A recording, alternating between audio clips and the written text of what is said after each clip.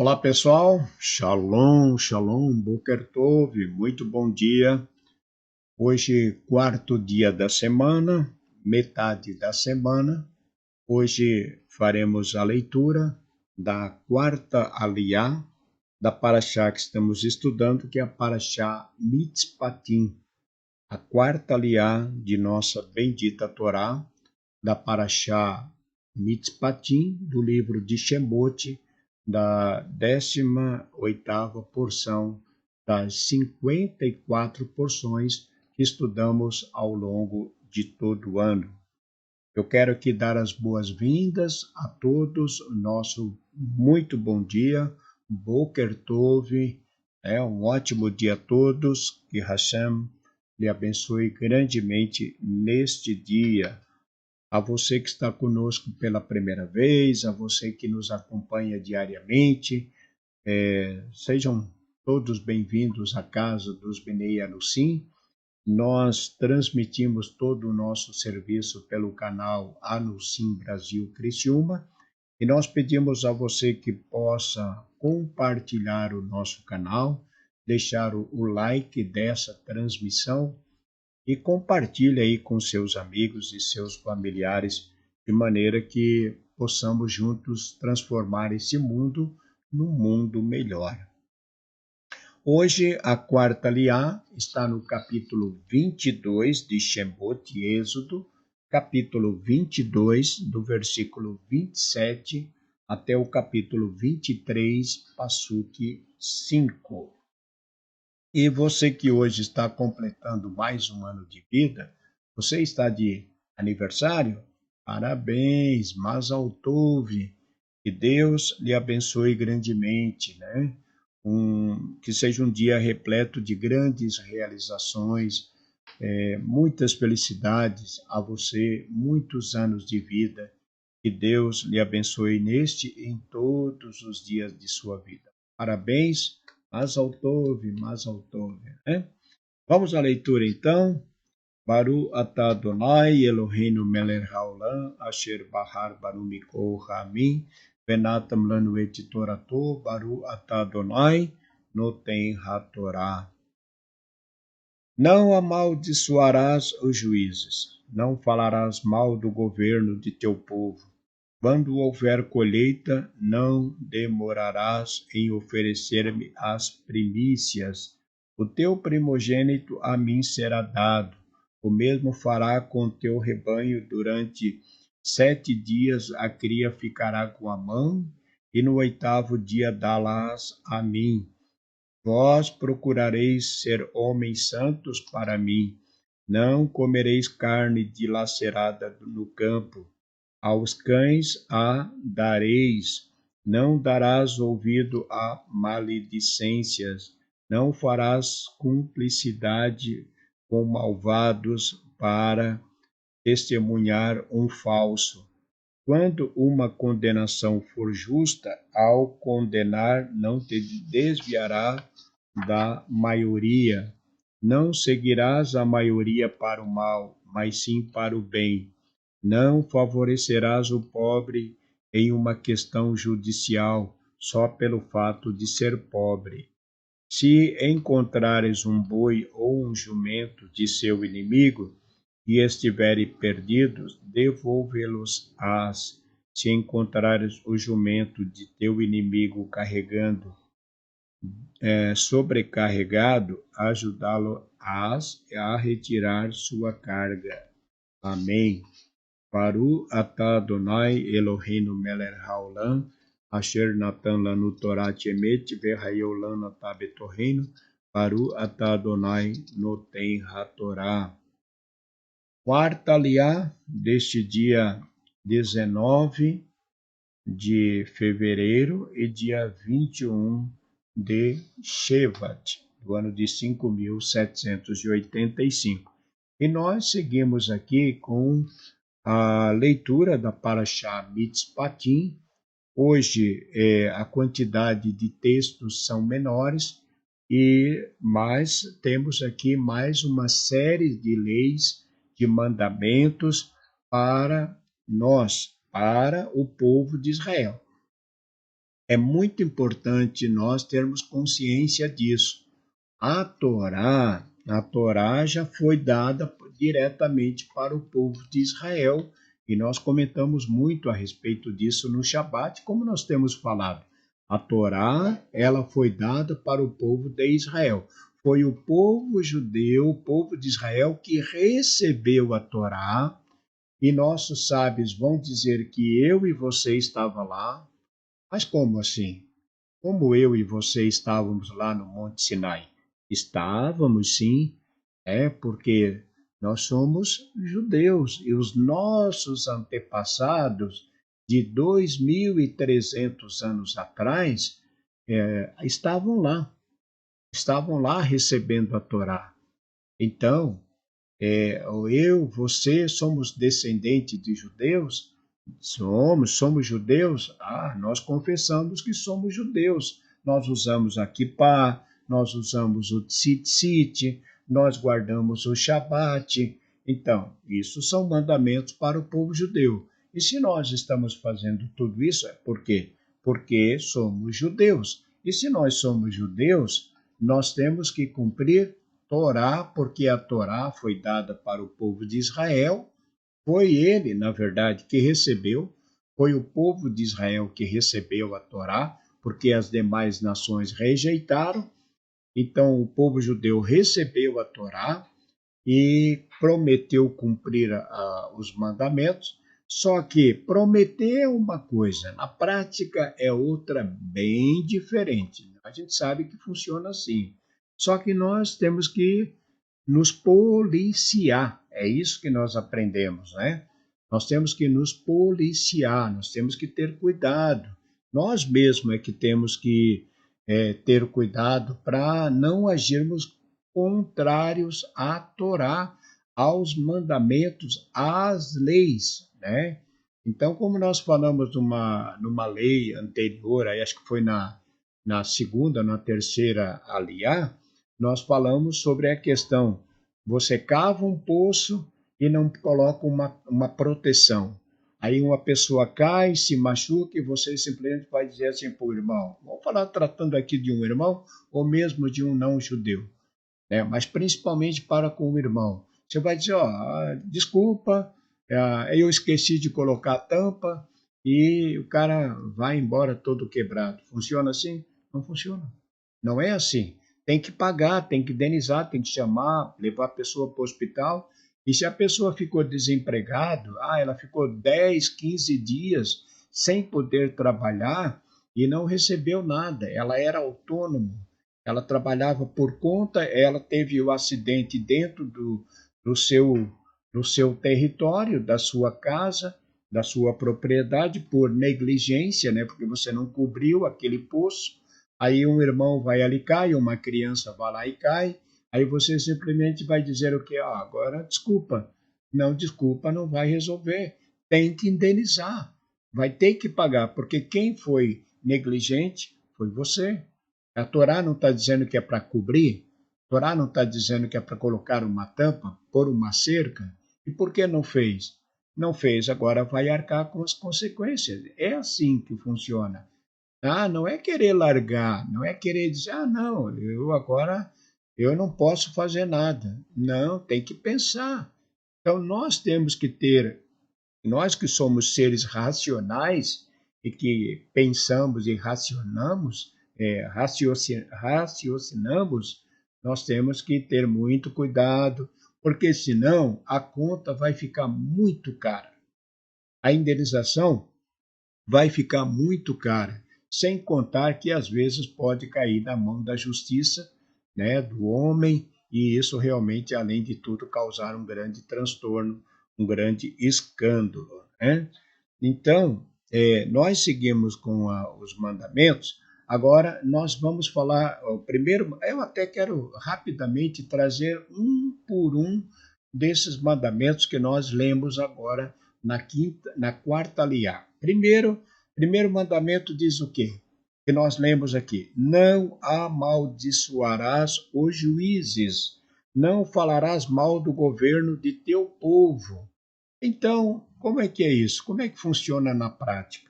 não amaldiçoarás os juízes. Ah, o juiz, ele foi injusto, né? O juiz não julgou corretamente. Então, nós também não temos direito de julgá-lo. Tem que buscar uma corte superior, né? Que vai ter uma corte superior que vá tratar deste caso. Você pode recorrer. Então, isso na justiça humana, na justiça de Deus, na justiça estabelecida pelo Eterno. Então, se você acha que aquele juiz foi injusto na decisão, então tem o direito de procurar uma instância superior, né? Então, não ficar maldizendo os juízes, porque nós aprendemos que todas as autoridades são constituídas pelo Eterno.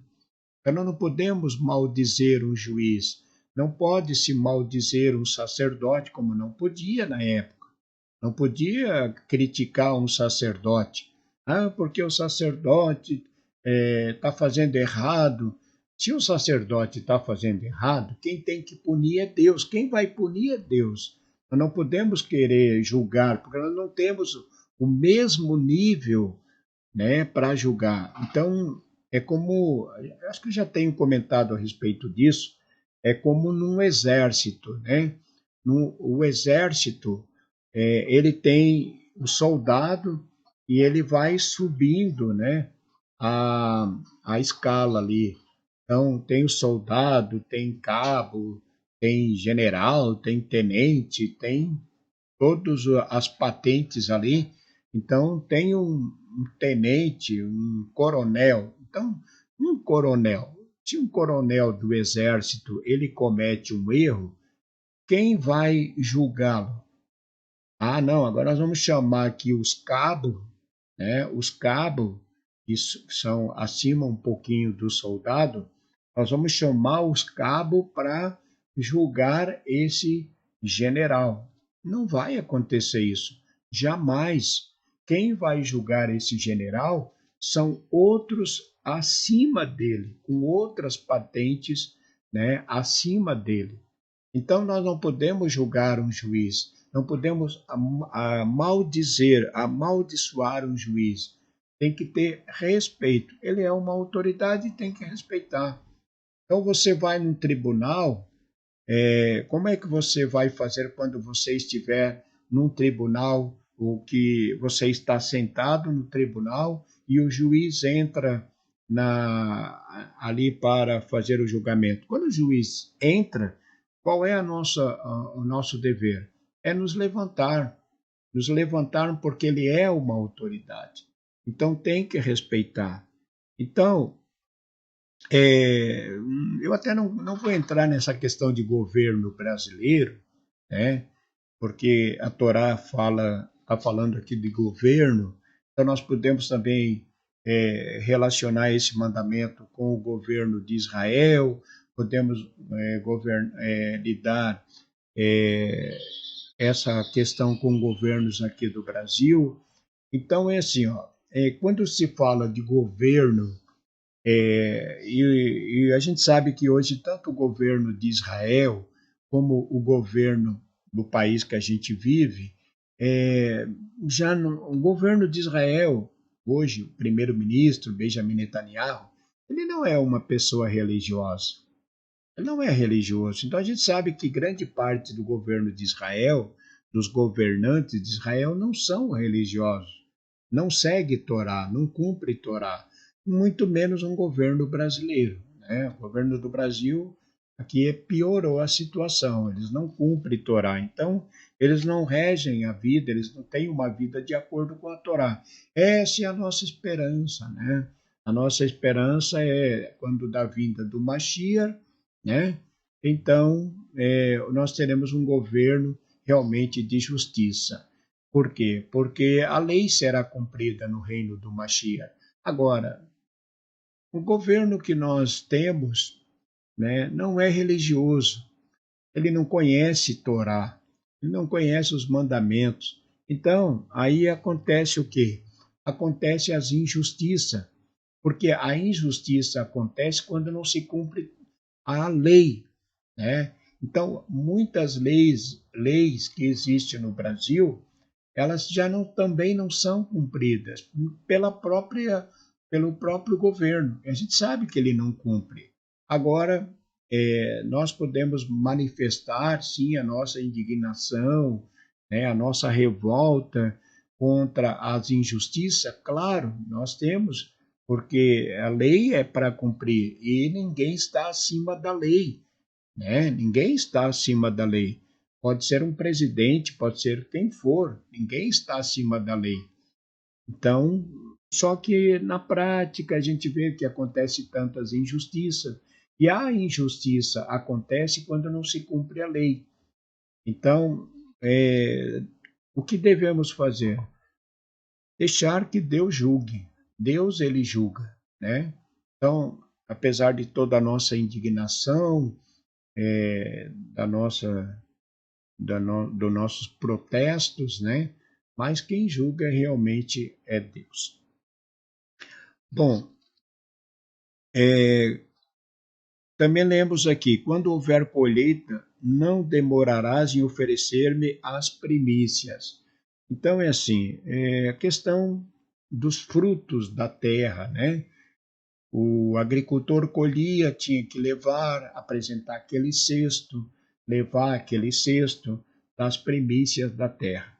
Bem, tudo bem. Então, hoje eu não trabalho com frutas, eu não trabalho na agricultura, eu tenho o meu trabalho, tenho o meu negócio, eu sou um empresário, eu tenho um mercado, eu tenho uma loja, eu vendo um produto, eu sou autônomo ou sou empregado, trabalho numa empresa.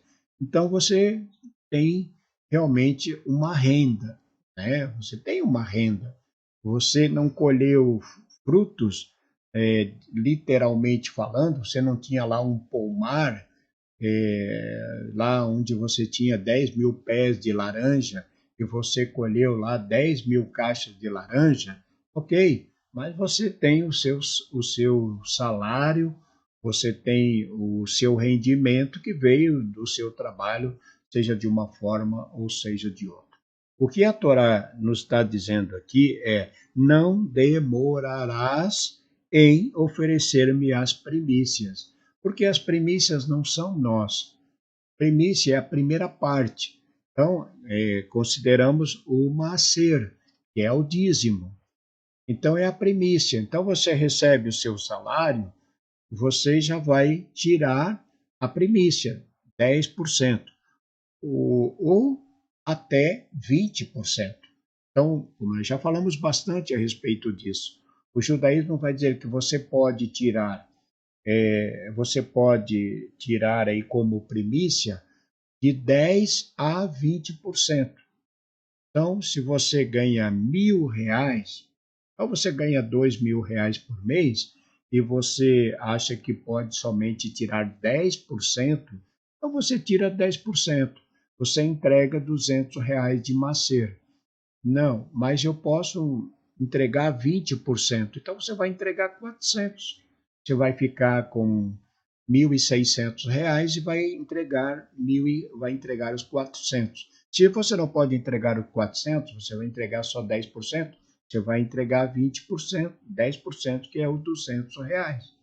Então, você pode entregar 10, você pode entregar 11, 12, 13, 14, 15, até 20%. O mínimo é o macer, que é 10%. Então, para quem trabalha de empregado, para quem é autônomo, que é judeu, que pratica judaísmo, que prometeu lá no Monte Sinai cumprir os mandamentos, você não pode realmente ficar com aquilo que não lhe pertence. O 10% não pertence para nós. Esse nós temos que entregar. Então nós temos que ter, nessa parte, eu tenho falado muito, tem que ter muito cuidado, principalmente quem trabalha autônomo. Quem é autônomo? Então você trabalha com vendas, você tem que pegar aquele produto. Eu vou explicar aqui de forma dando meu exemplo, tá? Eu sou autônomo. eu vendo um produto. Vamos supor, eu vendo esse produto. Não é esse, mas é dessa linha. Eu trabalho com vendas de produtos naturais. Então, eu divulgo através de uma rádio o meu produto. Eu faço um comercial na rádio. Então, eu pago essa rádio. Ela tem um valor hoje de R$ 1.000. Então, eu vendo um produto e eu também tenho que pagar o laboratório de onde eu comprei esse produto. Então, eu tenho que, se eu comprei esse produto por 30 e eu vendi por 70, quanto que eu ganhei? Eu ganhei 40. Então, este foi o valor que eu ganhei. Mas aí eu vou fazer as vendas durante o dia e no final do dia eu vou somar quanto que eu ganhei, quanto que eu vendi, tirando as despesas, que foi a compra do produto, calculando aí o valor de uma rádio dividido aí por um valor mensal. Então, eu vendi por 70, tive uma despesa de 30 do produto, mais 10 da rádio, enfim, eu gastei 40, ganhei 30. Então, desse 30 é que eu vou tirar o macero. Então, isso nós temos que ter cuidado, porque senão, se nós não cuidarmos, nós vamos errar nessa conta. E aí nós vamos errar na conta, a gente pode ficar com aquilo que não é nosso.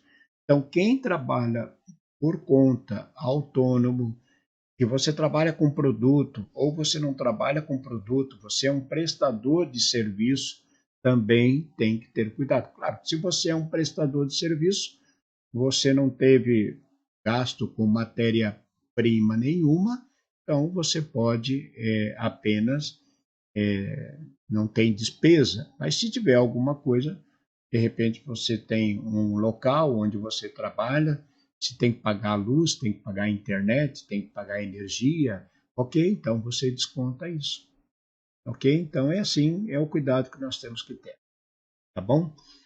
Bom, concluindo aqui, devido ao tempo, eu comentei no Shabat acerca dos animais que não, na Torá proíbe comer um animal dilacerado. O texto que a gente leu aqui.